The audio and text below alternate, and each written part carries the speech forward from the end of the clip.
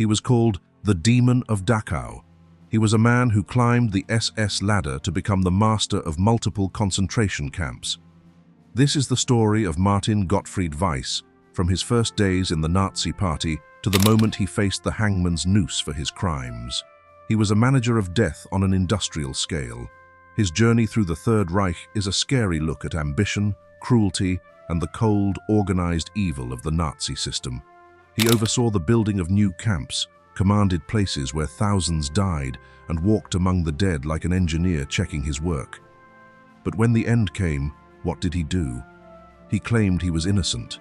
He tried to hide behind the excuse of just following orders, and with his last breath, he shouted his defiance at the world. This is the story of the man who ran Dachau, Neuengamme, and Majdanek, and the shocking justice that awaited him when his world came crashing down. The story of a monster often begins in a normal place. Martin Gottfried Weiss was born on June 3, 1905, in a small Bavarian town. He wasn't born evil, he was shaped by his time and place, a child of Germany after World War I. His father worked for the state railway, a respectable job. Raised in a Catholic family, Weiss's early life was ordinary.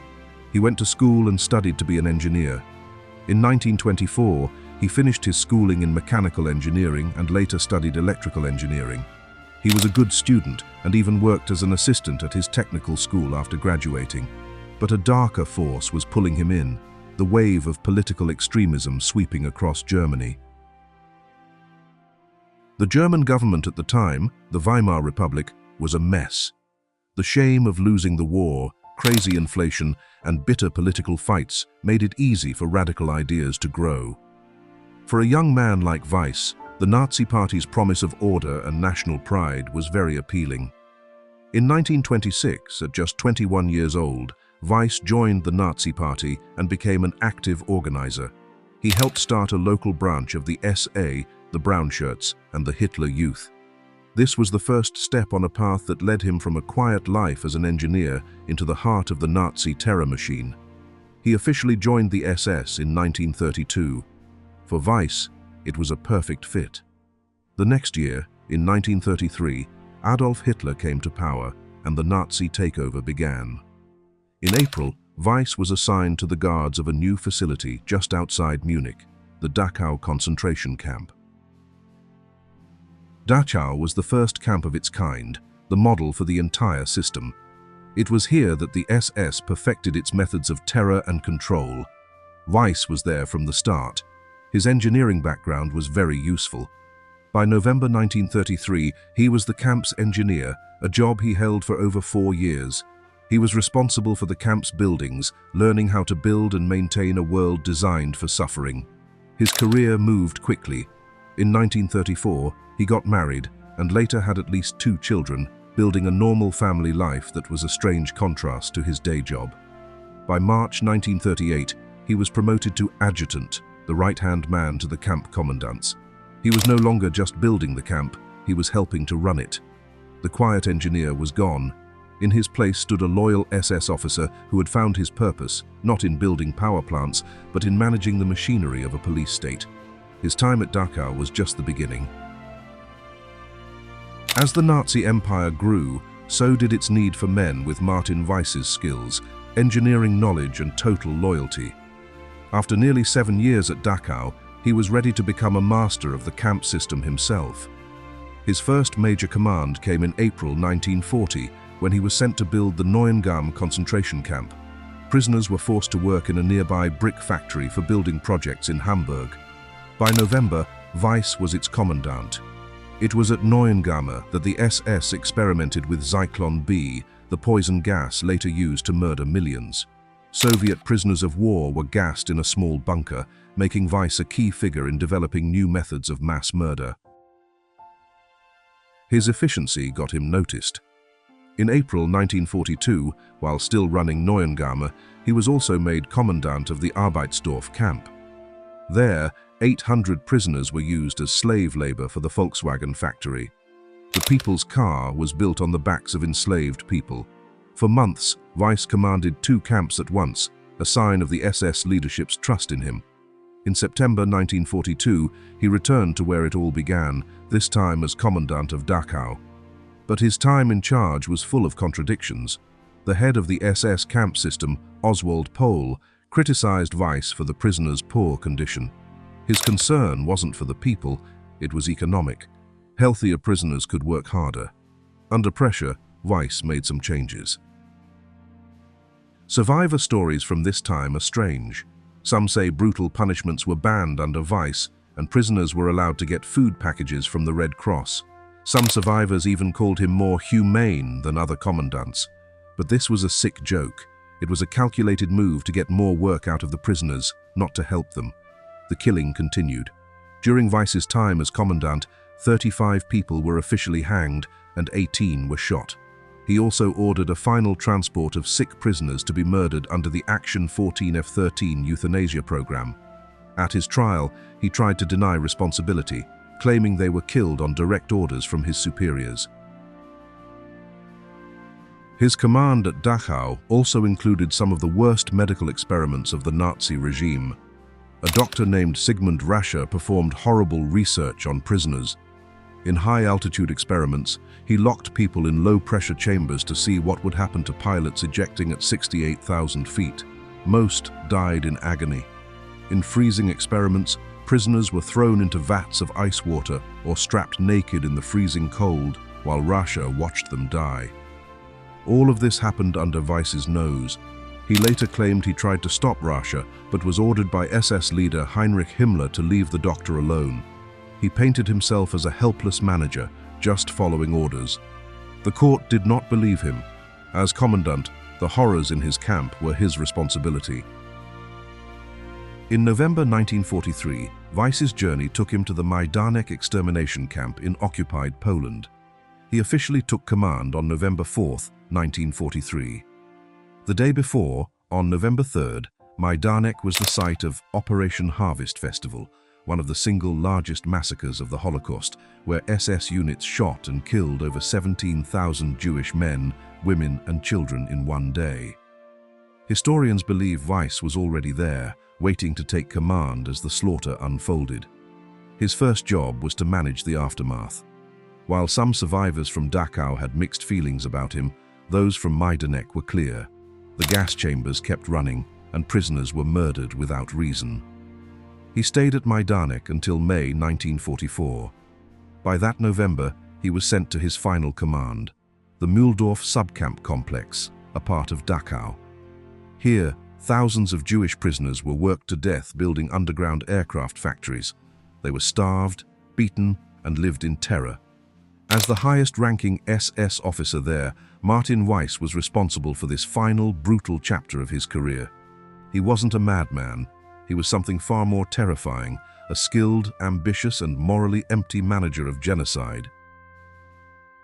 In the last chaotic weeks of the war, the SS chain of command fell apart. For men like Martin Weiss, it was a time to panic. A day of reckoning was coming.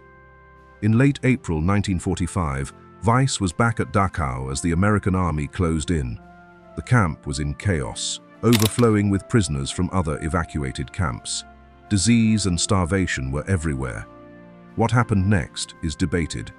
Weiss later claimed he refused orders from Berlin to destroy the camp and kill the prisoners. Was it a last-minute change of heart? Or a war criminal trying to save his own skin? We will likely never know for sure. Whatever his role, Weiss did not wait for the Americans. He knew what they would find: skeletal survivors, piles of bodies, and the death train outside the gates with over 2,000 corpses. On April 28th or 29th, just hours before American soldiers arrived, Martin Weiss took off his SS uniform. He put on civilian clothes, hoping to disappear into the chaos of defeated Germany, and fled with about 1,000 other guards. His escape did not last long. He made it to the ruined city of Munich. There, his luck ran out. On April 29, 1945, the same day Dachau was liberated, Corporal Henry Senger of the US Army was on duty. Two freed prisoners from Dachau ran up to him, pointing at two men trying to blend into the crowd. They recognized one as Martin Gottfried Weiss. Corporal Senger approached them with his rifle. "Are you from Dachau?" he asked. They denied it. At that moment, the former prisoners confronted them. Pointing at Weiss's adjutant, one screamed, "You beat me just 4 days ago." The other turned to Weiss, shouting, "You killed my best friend last week." Their composure shattered. They admitted they were from the camp, but arrogantly told the corporal that as high-ranking SS officers, they would only surrender to an American offizier. Sänger was not impressed. He arrested them both. When he brought them to a senior officer, he was told, "You've done a wonderful job, son. We've been looking all over for these two." The man who managed systems of death was now a prisoner himself. The road to the gallows had begun. In the fall of 1945, the site of so much suffering became a place of justice.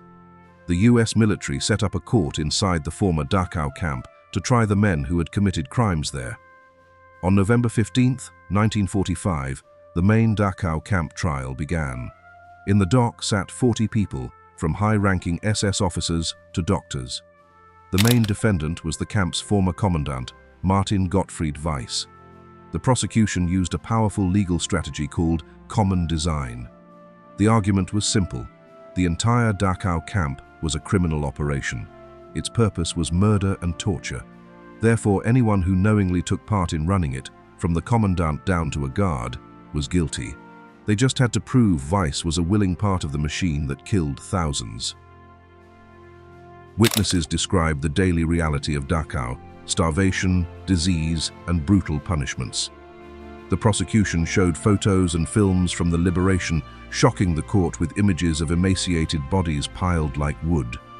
Faced with this evidence, Weiss's defense was pathetic. He claimed he was just a powerless administrator, a cog in a machine, just following orders.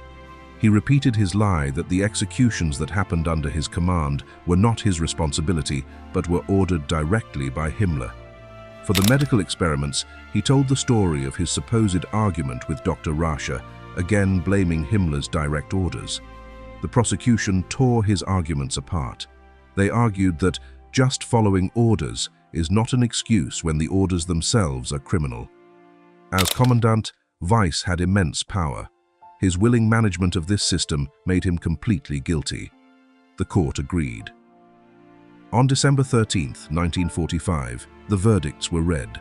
All 40 defendants were found guilty. For Martin Gottfried Weiss, the master of Dachau, the sentence was death by hanging. Landsberg Prison is a place heavy with history. It's where Hitler wrote Mein Kampf. 2 decades later, it became the final stop for some of the war criminals of his fallen empire.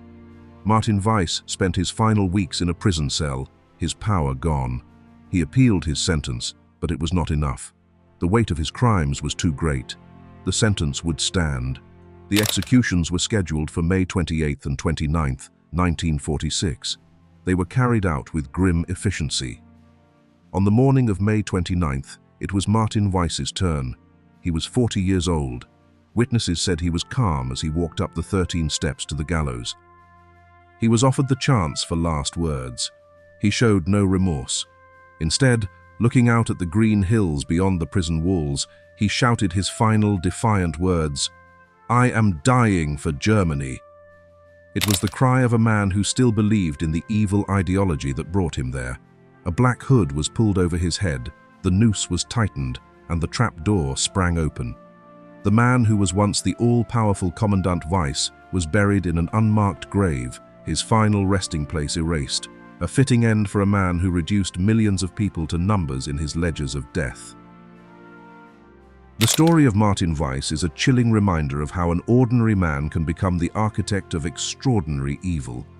He was a skilled engineer and an ambitious manager who used his talents to build and run a system of genocide. His story shows the terrifying evil that can come from a cold, bureaucratic mindset. If you found this exploration of a dark chapter in history important, please consider subscribing to our channel and liking this video. Your support allows us to continue bringing these important stories to light. The trial and execution of Weiss and the others was a landmark moment for international law. The common design principle made it clear you can't hide behind the excuse of just following orders when you are part of a criminal system. It confirmed that everyone who took part in the machinery of the Holocaust shared the guilt.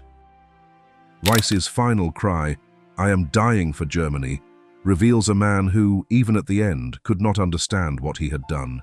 He saw himself as a patriot, not a manager of mass murder. This profound moral blindness makes his story a timeless warning.